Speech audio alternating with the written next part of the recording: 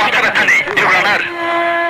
যাদের উপর অত্যাচার হয়, রক্ত হামলা হয়, তারা হয় ভয় পেয়ে মামলা করতে চায় না, আর মামলা করলেও আইনের মার প্যাচ, ঘুষের টাকা, পুলিশি হয়রানির কারণে তারা কেস চালাতে ব্যর্থ হয়।